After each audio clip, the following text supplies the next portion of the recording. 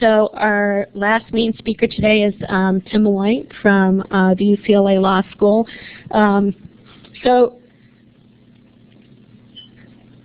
Tim has been my partner in crime in terms of looking at some of the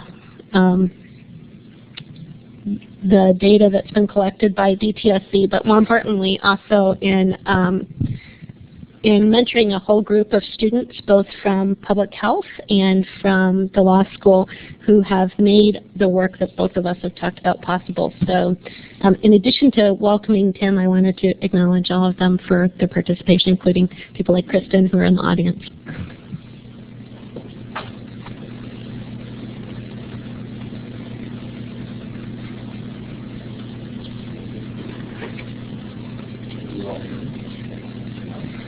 Over here so that people on the web can see the yeah, because that little kind of looks like a figure. I have to stand right here. So now can you hear me? Yeah. So Ray David, are you still here? Yeah. You complained, or not complained, but you mused about how difficult it is to be the after lunch speaker. Try being the last speaker. But even though I'm the last speaker, I am thrilled to be here. I'm excited to be here. I wanted to thank all the sponsors, the various institutions, some of which I'm a part of, DTSC certainly, and all the people who worked to put this thing together, those who participated, and both here and on the web. I think this has been a fascinating conference, although I have to apologize. I wanted to come and see the whole thing. I had the quintessential California experience this morning. My car broke down on the freeway, and so I didn't make it to the morning. I would have much rather been here. So I'm going to speak about legal, environmental, and financial implications of failing to address nano. That's my only slide. It's not even my slide. They made it for me. I'm going unplugged. It's an acoustic performance for you today. And I want to start out by reading something to you. This is from the lawyersandsettlements.com website. If you or a loved one has suffered from exposure to nanoparticles or other nanomaterials, you may qualify for damages or remedies that may be awarded in a possible class action lawsuit. Please click the link below to submit your complaint, and we will have a lawyer review your nanotechnology complaint. Now, you may think that I'm reading that as an example of the legal implications, right? The possibility that you may get sued in a class action lawsuit if you produce consumer products using nanomaterials or containing nanomaterials.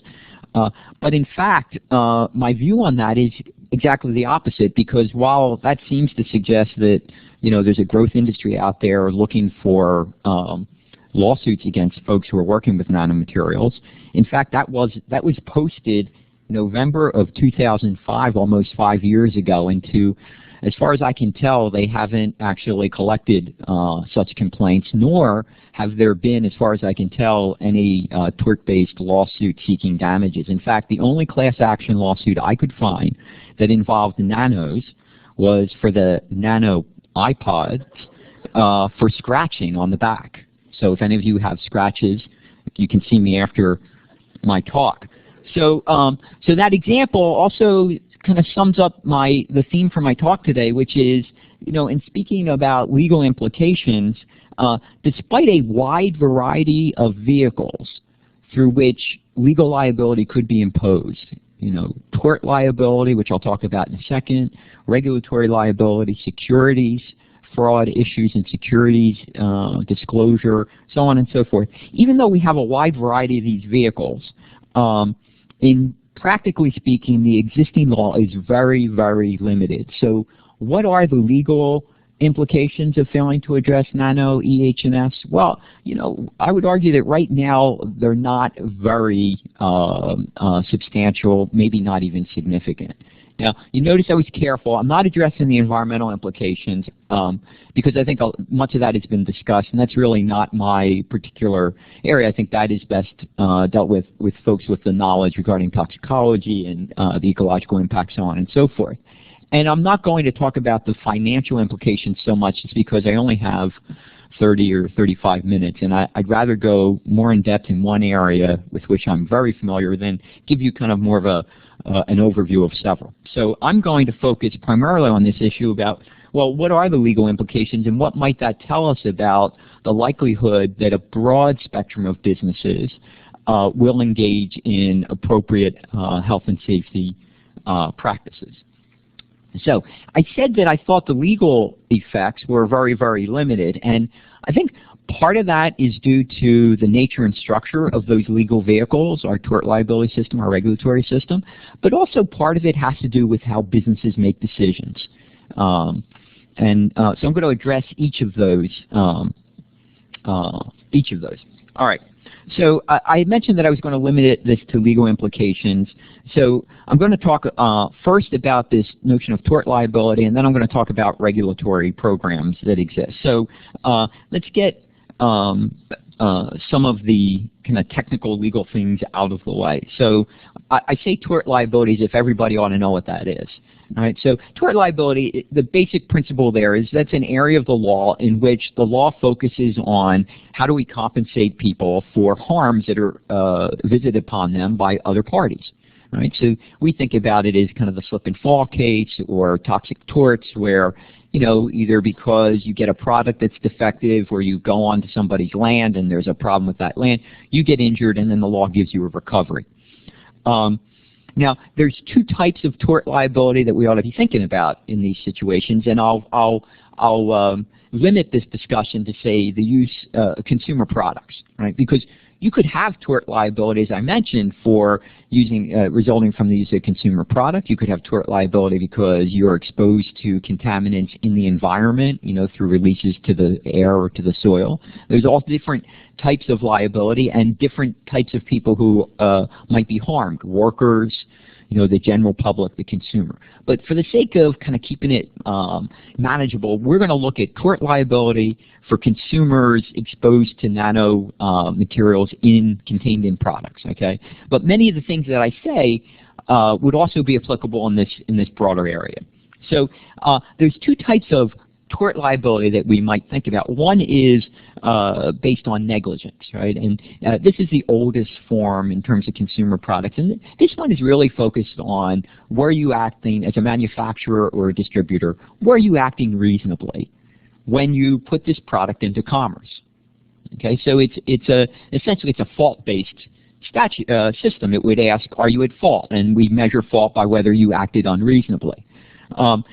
Technically speaking, there's a few things that you have to prove, and I'm going to put you through talking about what these things are that you have to prove are, because it's important for us to understand those in thinking about whether this kind of potential liability is likely to have any implications in terms of businesses putting these types of products out onto the market. Okay, so bear with me for just a second. But in order to prove negligence, you really have to think about four things. Okay, the first thing you ask yourself is, well, was this manufacturer subject to a duty of care for the injured party? And generally speaking, we impose some level of care on manufacturers who are selling products to consumers. In fact, that duty of care is actually expanded over time to include not only the consumer themselves, but anybody who might reasonably, foreseeably be exposed to that product as well, right? So other people in the household, other people who might be around while you're using it, so on and so forth, right? So the first question is there a duty of care? And the answer to that is generally yes, okay? The second question is, well, what is that level of care? And I've mentioned before that you have to be reasonable, and that's very context specific. So what we would do is we'd look around and we ask, well, what do reasonable manufacturers in these instances do? You know, so we might think with respect to nanomaterials, you'd say to yourself, well, do they test the nanomaterials before they put them into the product? Do they somehow encapsulate those materials? Are there things that are typically done? Right? So for that, we have to cast about and look, okay, so what is typically done? So we have kind of this nascent stage right now where many manufacturers, you know, don't know exactly what to do, nor do many toxicologists or government regulators, for that matter, know what you ought to be doing to figure out whether this is a safe application or not a safe application. As that as the knowledge there develops, as we start to develop best management practices or codes of conduct and so on and so forth, those things will eventually start to inform this level of care. But until then, it's a very uncertain thing. And I'll talk about why that matters in a second. So far we've got, you have a duty of care. You have to breach that duty of care. So if there's a safe way of manufacturing a product with a nanomaterial, right, making it in such a way that it won't abrade, making it in such a way that it can't disperse easily, so on and so forth, not using a particular form of a nanomaterial, right? If there's that possibility for manufacturing in that safer way and you don't do it, that might be viewed as a breach of your duty of care. Now you have to show, and this is a really important one, you show a duty of care, you show that there's been a breach, but then you have to show that that breach actually caused harm. Now you can see this is going to be the big ticket item, right? Because in order to show that it caused harm, we have to show that there was exposure. We have to show that that exposure led to some type of manifestation of disease or harm to that particular person, right? So that can be awfully difficult. And when I say causation, I'm not going to burden you with this, but there are two different types of causation that we think about in this area. One is called but-for causation, which is really a factual question. Can you actually trace, the breach to the harm? Simple question, pretty hard to answer in this particular area, right? Because we don't really have much information to do that kind of tracking. And then there's another kind of causation called proximate causation, and that's really a public policy judgment about just how close a nexus there has to be between what the manufacturer did and how the person got hurt. And I'm not going to take you through all that, except to say it drives law students crazy because it is so indeterminate. Okay, and then lastly, you have to show actual damages, that, harm, injuries, medical expenses, monitoring expenses, so on and so forth. Okay. That's one type of tort. I'm getting to the payoff, so stay with me. Okay? There's a second type of tort with respect to product liability that arose remarkably in California in the 60s and also in New Jersey. I'm from New Jersey, so I have to give New Jersey its credit as well. And it's this notion of strict liability. Right? And the idea here is, let's get rid of this notion of due care, standard of care, with respect to products that are unavoidably hazardous, right? And yet still serve social utility, still have a function. So things like dynamite, okay? Dynamite, we might say, is unavoidably hazardous. It's inherently dangerous, and yet it serves an important social function, right? So for those kinds of materials where it's clear there's hazards with them, we have strict liability notions, which mean you don't show that there's a violation of care, right? All you have to show is that it's an ultra-hazardous material or activity, and that you have violated one of three types of duties, right? The one violation would be that you have a design defect, right? So that you have designed your product in such a way that it creates hazard, and you could have designed it in a different, safer way. I'm simplifying for those of you who are familiar with it, okay? The second thing, first we have design defect. The second would be manufacturing defect. It's not that you could have designed it in a safer way, but the way in which you manufactured it created problems not related to design. And then the last way in which you could be liable under strict liability is a failure to warn, right? So you designed it well, you manufactured it well, but you should have told people about some of the hazards associated with it and perhaps ways that they could reduce their hazard, right? So this one is a failure to warn. And typically in those cases what the courts ask themselves are, well, did the manufacturer test this material to identify what those hazards were, and what are safe management practices, right? I think you kind of get the sense of where I'm heading with this in terms of the impact that our tort liability system will have on businesses, right? Because some of the questions that you would have to answer as a plaintiff in a lawsuit, and remember, the burden is going to be on the consumer to prove that there was a design defect, that there should have been a warning, right, that there was causation. They're the people who are going to have to bear the burden of proving those things, and there is going to be a dearth of information available to prove them. So one of the barriers we have to tort liability, just coming out of the box, is that it's going to be very, very difficult as a factual matter to establish all the elements that you have to establish. Okay, that's the first problem that we have. The second problem that we have with tort liability being an effective, having an effective impact on businesses is this problem with latency, right? That with many of the toxic effects that we might be worried about, there's going to be a lag time. That these might not be acute injuries, but rather injuries that will take time to manifest themselves. And that lag creates all sorts of causation problems, right? Because in that time period, many other environmental factors might have contributed to this problem, so on and so forth. So the other problem that we have is if there's a lag, it may be difficult even for the consumer themselves to link up the injury with the causation way back 10, 20, 30 years prior, right? So that's a practical problem. Another problem that we have is this notion that you have to, in order to prove your case, the courts are requiring that experts that you bring in meet what's called the Dorbert principle. And this is a principle that says, look, if you're going to have people testifying about harms, about toxicology, about all this type of stuff, they have to show that this is a reliable both theory and technique that they have used to identify, say, this causation linkage or this harm that's occurred. Right? So one of the things you have to show is that the theory that you're using has reached a level of general acceptance within the scientific community. Okay?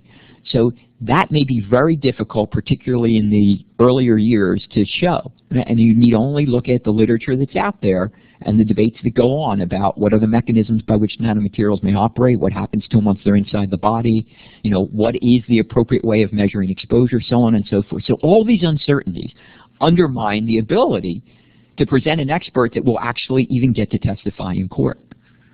And then the last problem we have with torts is it is an extremely expensive approach to take. Expensive to the individual plaintiff, consumer, because it's awfully expensive to mount a case like this. Expensive to society, because the transaction cost for society in general, right? The amount of effort that goes into bringing such a case, defending such a case, and the impact that that has on judicial resources, and the impact that that may have on businesses themselves, incredibly expensive in terms of societal burden. When I put all these things together, what that says to me is, well, look, certainly there are many businesses out there who think about tort liability. When you look around, I noticed we had some insurance folks out in the audience, right? People buy insurance. Why? Because they're protecting themselves from tort liability. So they are worried about it. People have risk management programs in place in their businesses. We've seen some of that today. So clearly, the existence of the tort system has some impact on some businesses. The question you have to ask yourself is, just how broad will that impact be? Now remember, the tort system serves two purposes. Well, maybe you shouldn't remember this since I haven't said it yet. So let me say it and then you can remember it. All right. The tort system serves two purposes. First, it's compensatory. The idea is we need to make sure that people who are harmed are compensated, right? To protect their well-being. If you are harmed and can't work, we compensate you for that so that now you can support yourself. Medical expenses, we compensate you for those. So there's this notion of fairness, of a social support. The other aspect of the tort system is a deterrent function. It's being used as a vehicle of public policy, right?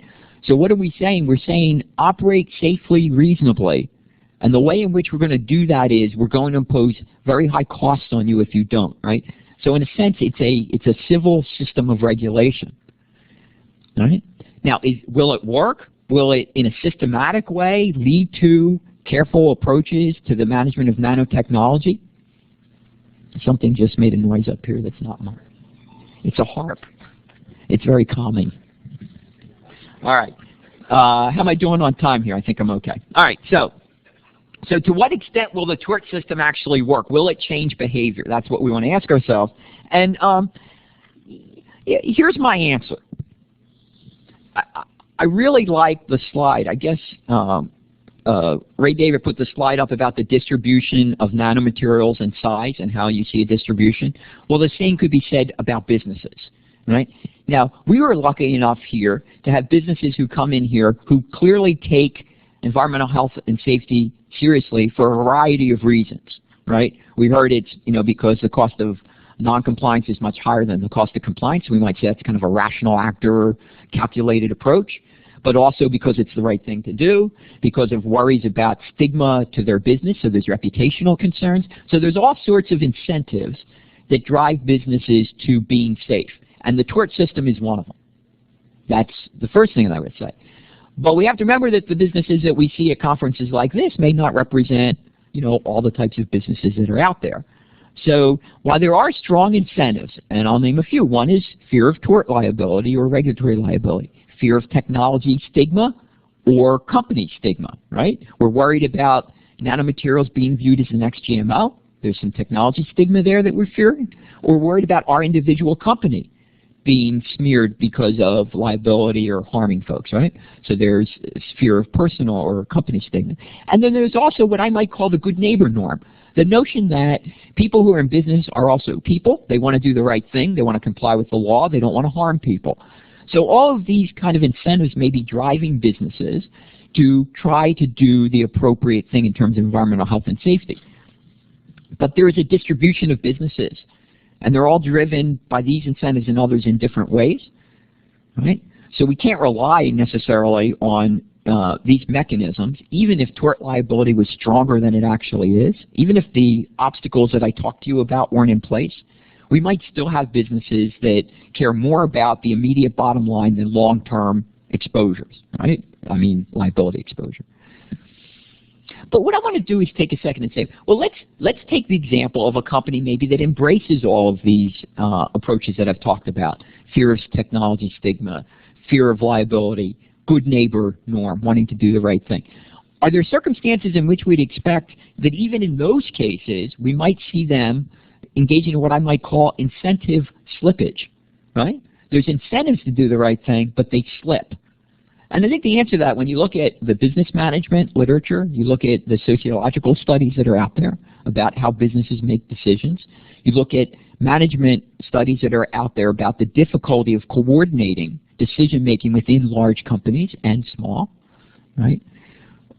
And you look at the cognitive psychology data that's out there about how people respond, how we respond when we're faced with a challenging scenario, right, where our good neighbor norm may be opposed to our instinct for self-preservation, business self-preservation, right, or personal self-preservation within a business structure. How do people react in those circumstances? Will the fear of liability win the day, or will we find a way around that so as to perhaps not take the most protective approach to dealing with nanotechnology? There's good reason to believe from all of those literatures that are out there that businesses, even those who are committed and have the capacity to do the right thing and have these incentives in place, that there are still going to be on a regular basis transgressions of those norms. Okay?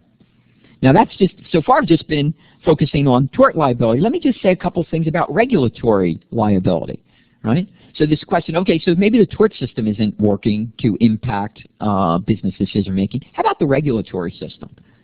How about OSHA requirements in terms of health standards and PELs?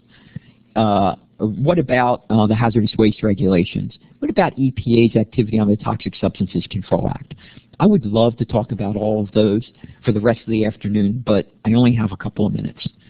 So I'm going to paint with a very broad brush here and say there is very little reason to believe that any of those are going to have a substantial impact on a broad range of businesses. Clearly, leaders in the area are taking those things very seriously. They're even acting proactively with those regulators in order to come up with correct approaches for dealing with it. But those statutes themselves do not carry the necessary incentives to drive this behavior in a comprehensive way. Number one, and there's many commentators who have written about this, I won't bore you with the details, but number one, many of those statutes are ill-suited for regulating nanomaterials for various kind of historical reasons. I thought I heard something, but okay.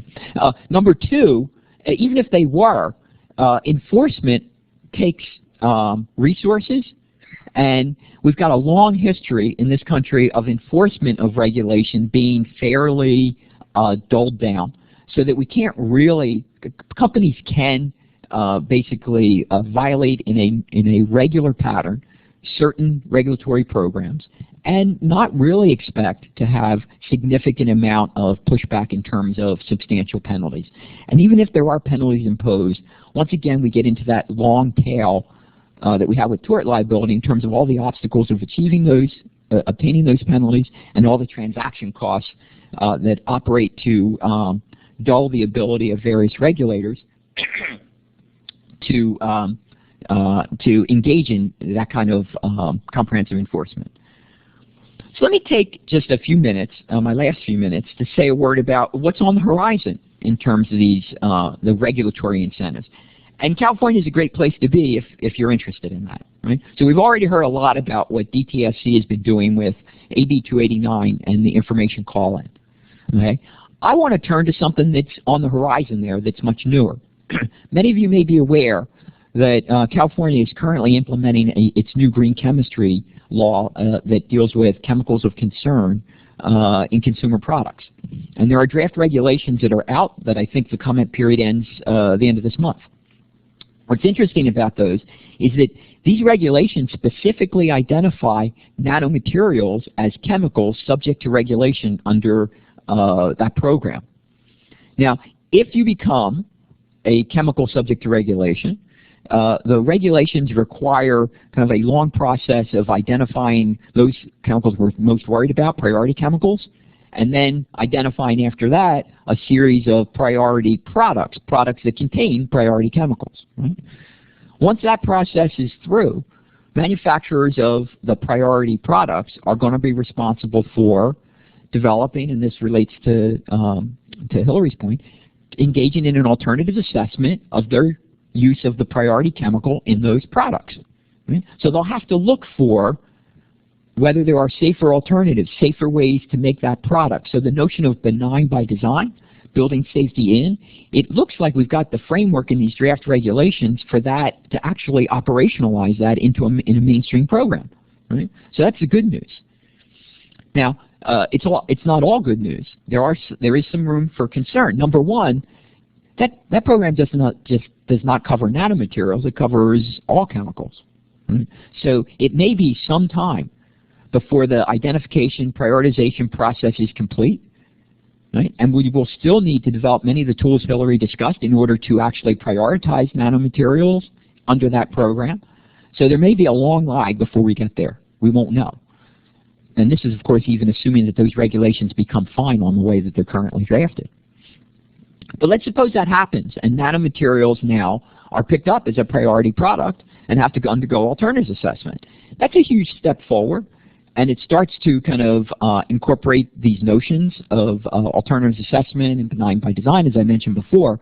It's interesting, though. The regulatory responses in the regulations as drafted are make major steps forward, but don't go all the way. So what is the major step forward? Generally speaking, if you analyze your product and you determine that there is no alternative, which may be the case for some of these nanomaterial containing products, right? If you make that determination, you can still market your product, but you are likely going to be required to provide notification to consumers about who manufactured it, what's in it, what safe management standards might be. So this question about labeling and notification may be addressed at some point in the future, possibly, although we're not sure, by the regulation this program in California. Okay? The other thing, I say, well, it doesn't go far enough.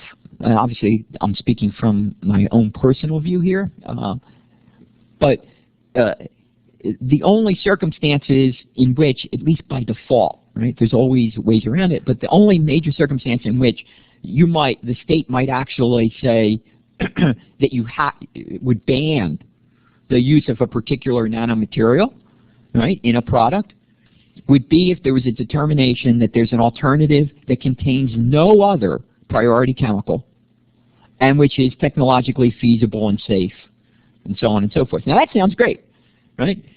Because what it's doing is, if there is a functional equivalent that can be used, technologically it's feasible, economically it's feasible, then you have to use it.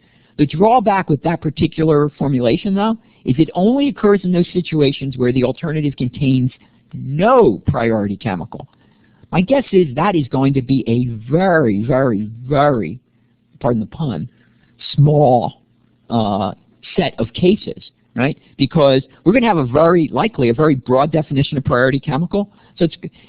So note, we could find an alternative that doesn't contain a particularly troubling nanomaterial in it, but if it has any other chemical, like any amount above a certain de minimis level of any other chemical, then this product ban provision would not be automatically implemented, right?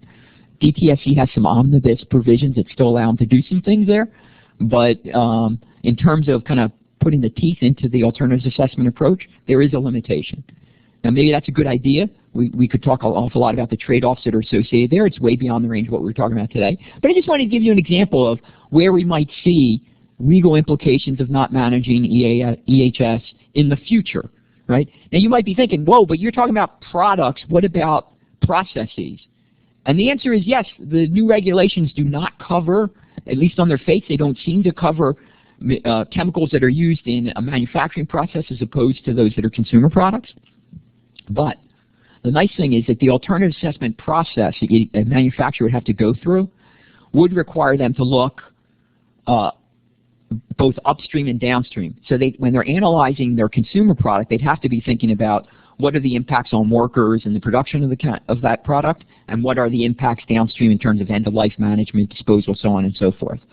So as I said, there's some good news, I think, on the horizon. How good that news is, well, I guess it's enough to say it's better than what we have now, and it has the potential to really be paradigm shifting depending on how it's actually implemented.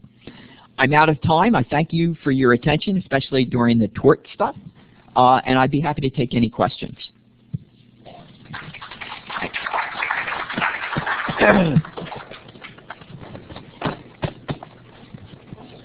Uh-oh. I was going to say, it was so crystal clear, no one is left with questions. Uh-oh, there's another one. I personally appreciated the unplugged version of the presentation after all these PowerPoint presentations, so it's very refreshing, Tim. One of the themes that's been common in a lot of the presentations has been the challenge of generating the data necessary to be able to make the decisions we need to make. And it was eloquently laid out from a technical sense in previous presentations about really the cost factor. But we also got some hints about some possible solutions like high throughput assays as a way of closing that gap. You've also identified potential disincentives, legal disincentives for the production of information, because in a lot of these tort issues, if you have no data, you can't go anyplace. So can you give us some, are there any options on the horizon to deal with the legal disincentives with the production of information? Well, that's a great question, and it's one that we've been struggling with a lot in the things that we're doing in our Sustainable Technology and Policy program. That's a little plug for our program. Because we're very interested in how do you take the science and link it together with the policy. So you hear a lot of talk. Look, I go to a lot of these conferences and I hear folks saying, well, we can't do anything yet because regulation requires comprehensive information.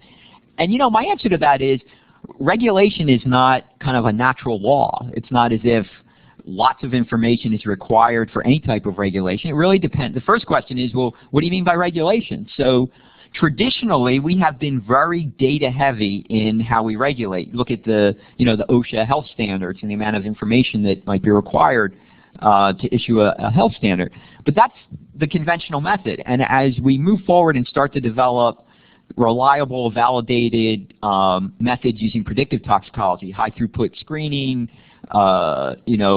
maybe advances in the structure-activity relationship, so on and so forth, I think there's some opportunities there to expand what the use of those may be. So typically now, those kinds of predictive approaches are thought of as screening approaches. Like even in the presentation Hillary gave today, she talked about them as screening, in that the recent book, The 21st Century Toxicology, talks about screening, and then that allows us then to just do animal testing on a smaller set, so on and so forth.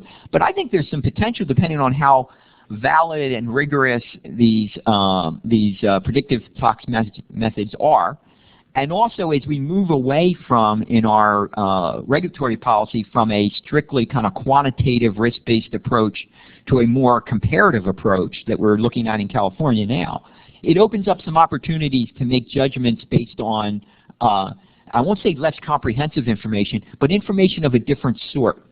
So if we know something about hazard categories and we're able to make relative judgments between 2 or 3 different alternatives, then it may not be necessary to get to the finely grained resolution that you would in a risk assessment in order to make some policy judgments about risk management or require a substitution, so on and so forth. So I think there's some real opportunities there.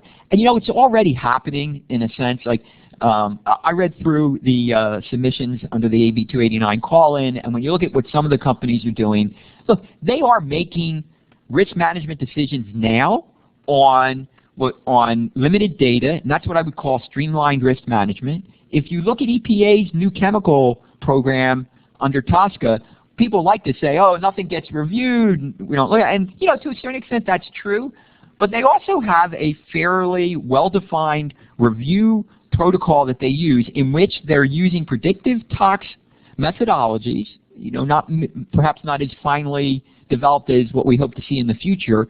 They're looking at things by chemical category. They're making risk management judgments based on these categories. Now, I'm not suggesting that that's how we ought to just take that and treat that as our main way of regulating, but I think if we refined that, if we validated that more perhaps, then we've got a different kind of regulatory paradigm, and we can kind of move past the comprehensive information requirement. The other piece to your question is, I'm a firm believer in, if you need the information, get the information. Require the submission of the information. If you require it, it will come. Okay, and what we've got right now is a system primarily where we've built so many procedural requirements and burdens on the agency. Are there times? He asked me a question. I can't be on a timeline. There's so many. Thank you, by the way, for asking that question. There's so many restrictions. We don't really have a well-designed system that requires a submission of information. REACH is getting there, and we're starting to move in that way, but we're not there yet. Yeah, just to follow up on that, you mentioned REACH. So what is your opinion of the way that REACH does its legal kind of focus? And should the United States, with its multinational kind of outlook, which in effect runs the whole country, and also the world in many cases, have a kind of a compromise system, or have its own system which is essentially bravely American?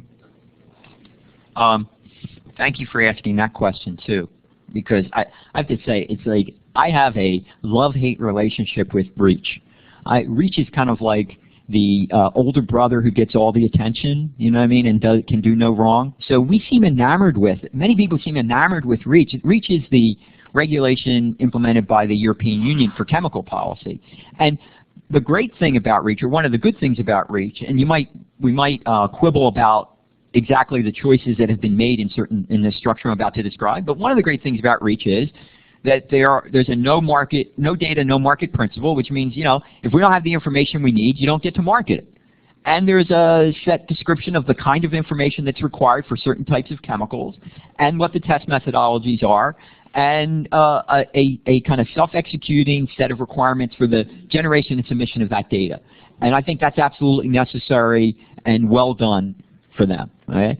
They also have requirements that companies engage in a planning process and develop risk management approaches for their particular chemicals. Something else that I think of as streamlined risk management, which ought to be done. So I think that's all. But the thing that REACH is often cited for is this notion that it requires alternative assessment and has people look at substitution and so on and so forth. And to me, that is a major overstatement of what REACH requires, because that's only going to happen for a small set of chemicals, and those chemicals have to be kind of nominated and then selected as being subject to this extended requirement, this more involved requirement that requires alternative assessment and then replacement with a safer chemical. And what that does is that takes me back, it gives me flashbacks to the Clean Air Act when it used to be that EPA had to identify hazardous air pollutants before they would generate then standards about them. And they generated, like, I don't know, 6, 5, right? Because when it's going to have that kind of an impact, there's a huge amount of political and other pressure placed on the agency to not name things as subject to that requirement. And there's also, I think, a lot of trepidation, understandably so, on agencies before taking that step to kind of defensively align themselves. And all these things kind of conspire to make sure that that particular provision does not live a full and complete life. So, so I think the model is a good model. Frankly, I think with DTSC's draft regulations may actually ultimately end up producing a much better outcome, because it's going to require basically everybody to do alternatives assessment if you get identified, right? And while it may not require you to actually select a substitute, it does impose some burdens on you if you fail to select a substitute. And then there's also options where the agency can require the use of the substitute. So I think when push comes to shove, that on the ground, I think the REACH program, at least on the alternative assessment part of it, is not going to do as well as California is doing. Flip side on the information standards, which is I don't think the California statute of regs actually create enough of a mandatory information generation and submission infrastructure to actually as well as REACH does.